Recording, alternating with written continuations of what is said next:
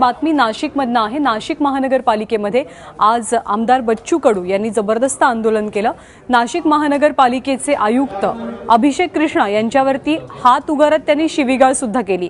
नाशिक महानगरपालिकेत अपंग पुनर्वसन कायद्याची अंमलबजावणी होत नसल्याचा आरोप करत बच्चू कडू आणि त्यांच्या समर्थकांनी नाशिक मनपाच्या आयुक्तांना घेराव घातला।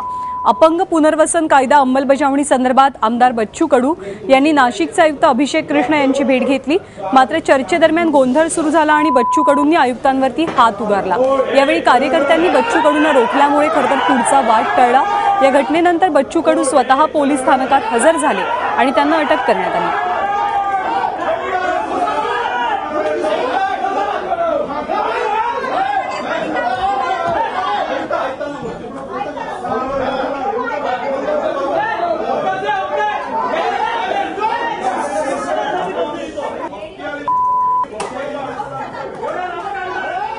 त्याला शुकर माना, आम्ही त्याला मारलं नाही, तो माराच्याच लायकीचा होता।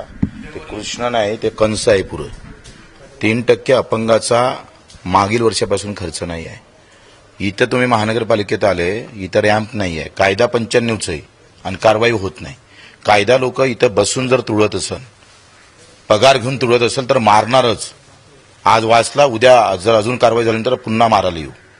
आपण 3% का खर्च केला नाही? 10 कोटी रुपये अपंगाचे।